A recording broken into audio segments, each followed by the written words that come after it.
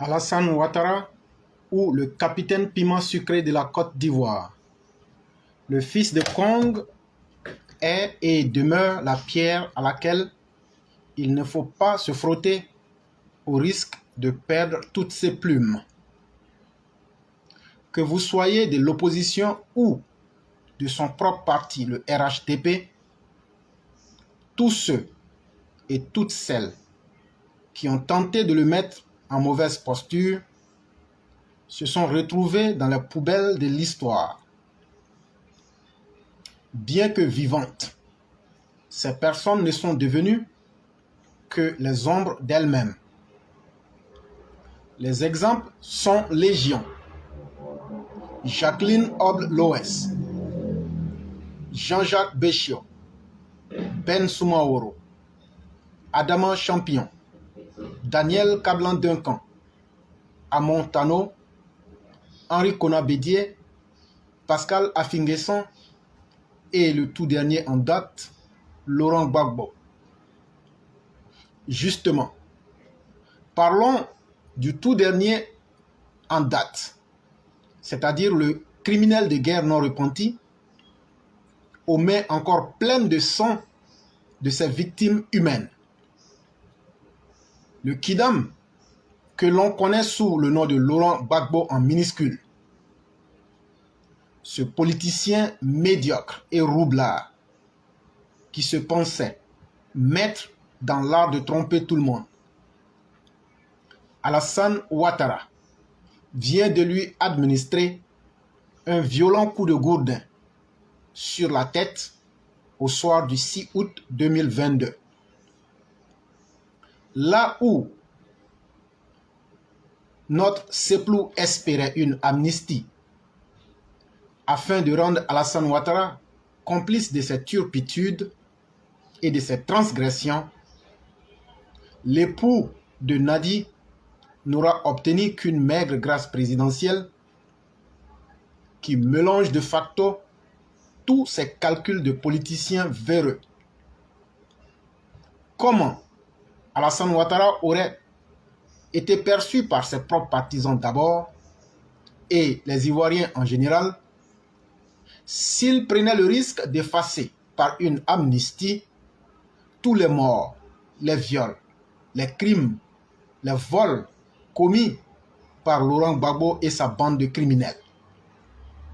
Cela aurait été un cas de jurisprudence pour encourager nos politiciens sous les tropiques à commettre toute forme de crime crapuleux sans jamais se soucier des conséquences. Après le discours du président Alassane Ouattara à la nation, au soir du 6 août 2022, le criminel de guerre non repenti Laurent Gbagbo voit sa chute politique se dessiner en face de lui.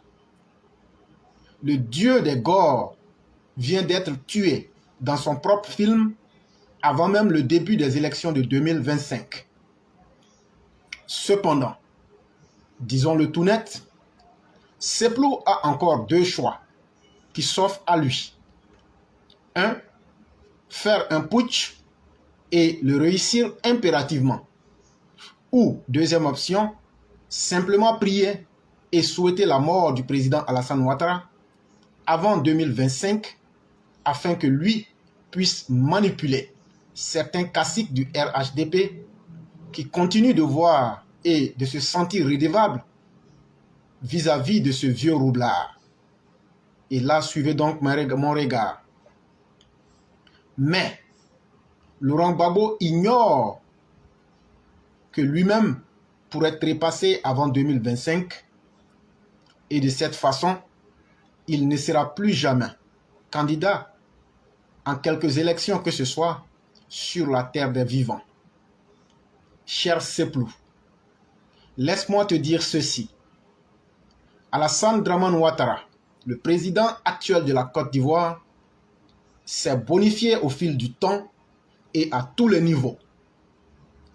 Si hier, tu étais le boulanger d'Abidjan, aujourd'hui, en 2022, le président Alassane Ouattara est le propriétaire du champ de blé. C'est selon son bon vouloir que l'on pourrait récolter et même transformer le blé en poudre de farine. Par conséquent, ton métier de boulanger pourrait ne plus prospérer, puisque le président Alassane Ouattara n'est pas de commerce facile et rapide. Il veut voir clair dans tout et sans faire trop de bruit.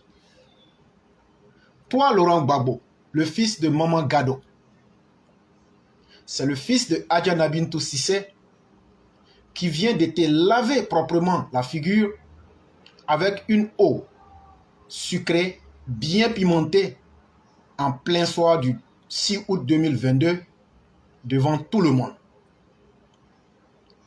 Tu pensais que tes gardes à vous sordides et tes sourires avec grosses dents auraient eu un effet sur Alassane Ouattara, mais ça a été complètement le contraire. Furieux comme un fou, tu fais sortir Katinan, ton animal de compagnie préféré, pour vociférer et surtout manipuler les consciences à travers le mensonge. Mais hélas, cela n'impressionne personne aujourd'hui. Et puis, si tu es vraiment garçon, cher Laurent Gbagbo, il faut dire publiquement que tu ne veux pas de cette grâce que t'a accordé le président Alassane Ouattara. En tout état de cause, le président Ouattara sera ton cimetière. Il va te corriger proprement. Tout le monde, pendant des décennies, se souviendra qu'il aura été le maître du jeu politique en Côte d'Ivoire depuis ses temps dans l'opposition jusqu'à la gestion du pouvoir d'État qu'il a su gérer avec brio et maestria. Si tu ne veux pas périr dans l'humiliation ultime, cher Laurent Gbagbo, inscris-toi rapidement à l'école Alassane Dramane Ouattara. Laisse-moi te dire que c'est surtout gratuit en plus. Source Éclaireur Pro Vérité.